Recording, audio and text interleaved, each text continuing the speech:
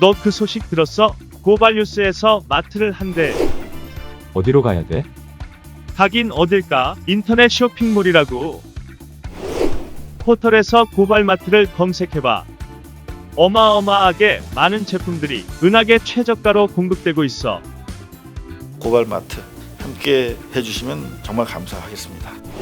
고발마트에서 만나요. 이 모든 일은 지난 27일 조국 전 장관이 자신의 페이스북에 회고록 조국의 시간 출간해변을 올리면서 시작됐다.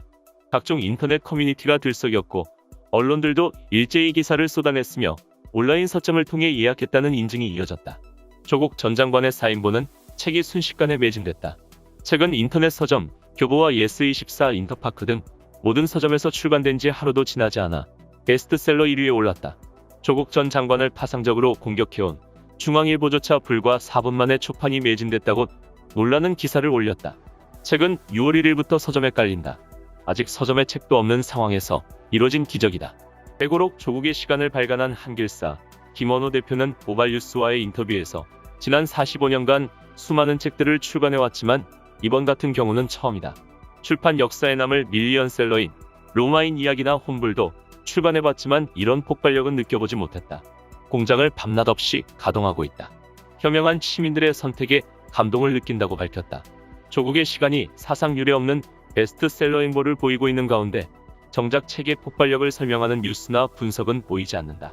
촛불 시민이라면 아는 책의 폭발력을 한 네티즌은 만평을 그려 검찰개혁을 감행하려는 조국을 지켜내야 한다는 의지가 촛불에서 책으로 바뀌었을 뿐 서초 촛불 집회는 계속되고 있는 것이라고 설명했다.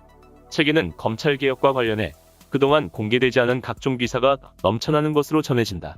울산 사건 공소장에 대통령이라는 단어가 무려 35회 등장하는 것으로 보아 검찰이 청와대 관계자를 기소한 것은 4.15 총선에서 보수야당이 승리할 경우 국회가 문재인 대통령을 탄핵할 수 있도록 밑자락을 깔아준 것이라는 지적도 충격적이다. 윤석열 검찰총장 측이 이른바 조국 사모펀드라는 잘못된 정보를 근거로 조국 장관의 대학 1년 후배인 조남관 검사장 등을 통해 사태를 압박해왔으며 이후 문재인 대통령마저도 잠재적 피의자로 인식하기 시작했을 것이라는 대목도 눈에 띈다. 전문가들은 이 같은 검찰개혁의 비사도 매우 흥미롭지만 다른 한편으로는 가장으로서 가족의 고통을 지켜보면서도 법무장관으로서의 역사적 소임을 지키려는 인간 조국의 모습에 독자들이 반응하는 것이 아니냐는 지적이다. 실제 조국 전 장관은 촛불 시민들께 이 책을 바칩니다라며 다음과 같이 밝히고 있다. 검찰, 언론, 보수야당 카르텔이 유포해놓은 허위사실이 압도적으로 전파되어 있습니다. 아직 재판을 받고 있는 상황이지만 더 늦기 전에 최소한 해명을 해야 한다고 생각했습니다. 저의 시선에서 제가 겪고 있는 아픔의 역사를 기록해야겠다고 생각했습니다. 법학 전문학자로서 지금껏 수많은 저서를 출간했지만 저자 조국에게 이 책은 각별한 의미를 가지는 것이었다.